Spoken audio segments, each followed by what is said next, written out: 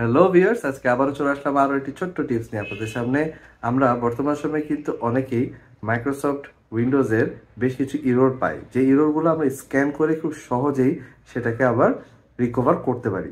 এই প্রসেসটা কিন্তু আমাদেরকে মাইক্রোসফট দিয়ে দিয়েছে, সেটা আমি আপনাদের দেখাবো কিভাবে আপনারা সিএমডি ইউজ করে এটা করতে পারবেন। খুবই সহজ, আসুন তাহলে আমরা দেখে নিই। আপনারা এখানে দেখতে পাচ্ছেন মাইক্রোসফট ওয়েবসাইটেই তারা দিয়ে দিয়েছে সিস্টেম ফাইল চেকার। এখানে আপনারা দেখতে পাচ্ছেন তারা এখানে দেখিয়ে দিয়েছে কিভাবে আপনারা এই সিস্টেম ফাইল চেকার প্রসেসটা চালাতে পারবেন। এর জন্য আমাদেরকে জাস্ট সিএমডি ওপেন করতে হবে, কিন্তু সিএমডিটা ওপেন করার সময় অবশ্যই খেয়াল রাখতে হবে সিএমডিটা অবশ্যই রান অ্যাজ অ্যাডমিনিস্ট্রেটর হতে হবে। সো আমি রান অ্যাজ অ্যাডমিনিস্ট্রেটর প্রেস করে সিএমডি ওপেন করে নিলাম।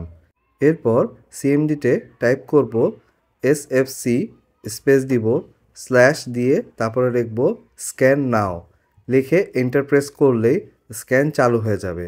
যদি এর মধ্যে কোনো প্রবলেম থাকে তাহলে আপনাকে সে জানিয়ে দিবে যে পিসি রিস্টার্ট করা লাগবে কিনা। যেমনটা আপনারা এখন দেখতে পাচ্ছেন আমার স্ক্যানে সে একটু সমস্যা পাচ্ছে, বিদায় সে বলছে পিসিটা রিস্টার্ট করতে, তারপরে আবার এই স্ক্যানটাকে চালু করতে। সো আমি এখন এই পিসিকে রিস্টার্ট দিব এবং আবার স্ক্যানটাকে চালু করে ফেলবো। সো আসুন তাহলে আমি আগে পিসিটাকে রিস্টার্ট করে নিই। পিসিটি আবার রিস্টার্ট হয়ে গেছে। এখন আমি আবার আগের মতোই সিএমডি ওপেন করব রান অ্যাজ অ্যাডমিনিস্ট্রেটর হিসাবে।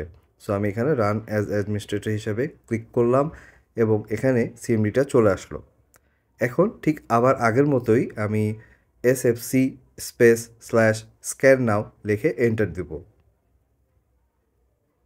এক্ষেত্রে আপনারা এবার দেখবেন যে এখানে স্ক্যানটি চালু হয়ে গেছে, কারণ সাধারণত একবার যদি সে রিস্টার্ট চায় দ্বিতীয়বারে সে সুন্দরভাবে স্ক্যানটা চালু করে ফেলে।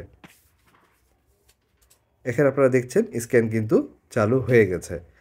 এভাবে আপনার পিসিকে সে সম্পূর্ণ স্ক্যান করবে এবং কোনো ইরর পেলে সেখানে সে সম্পূর্ণভাবে কোথায় কি ইরর আছে সে জানিয়ে দিবে এবং অটোমেটিক সে সেই ইররকে আপডেটের মাধ্যমে ঠিক করে ফেলবে। যদি কোনো ইরর বা ফাইল মিসিং থাকে সেক্ষেত্রে যদি সেটা সম্ভব না হয় সেটাও আপনাদেরকে জানিয়ে দিবে।